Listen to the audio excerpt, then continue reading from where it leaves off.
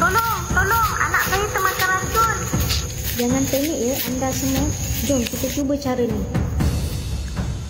Okey, Assalamualaikum warahmatullahi wabarakatuh. Dekat depan saya ni ialah kangkung kangkung dia memang banyak kat rumah saya. Dekat tempat kawasan anda pun memang selalu ada lah. Kalau dekat dalam kampung memang insya-Allah memang harus ada dekat dalam satu-satu kampung. Okey, jika anak anda ataupun diri anda sendiri termakan racun, okey, terkena racun, terhidu racun, okey, cepat-cepat ambil ni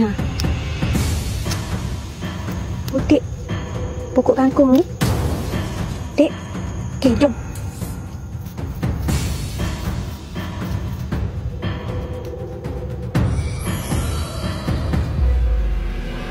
Kita basuh dulu.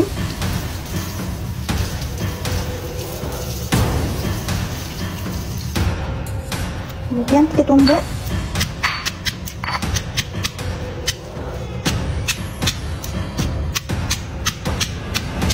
Buat cepat-cepat ya sebab kita nak racun tu jangan sampai merebak dalam badan kita.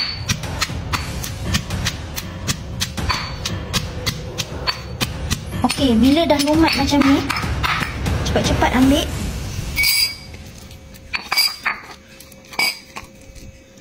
Masukkan dalam air. Okey, godeh.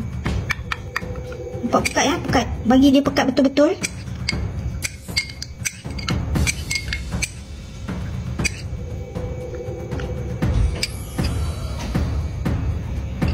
Kemudian tapis.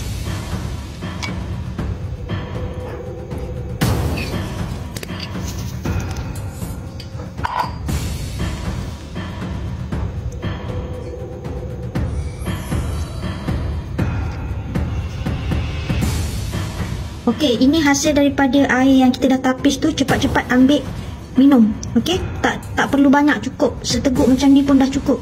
Air dari kangkung ni memang sangat-sangat berkesan untuk bunuh racun yang masuk dekat dalam badan. Jika yang terkena racun itu ialah baby ataupun kanak-kanak yang tak nak minum macam ni, boleh ambil suling tu untuk cocok masuk kat dalam mulut dia. Okey. Okey, semoga bermanfaat untuk anda semua. Share supaya anda boleh menyelamatkan ramai nyawa yang tak tahu tentang ilmu dan petua ini. Okey. Assalamualaikum warahmatullahi wabarakatuh.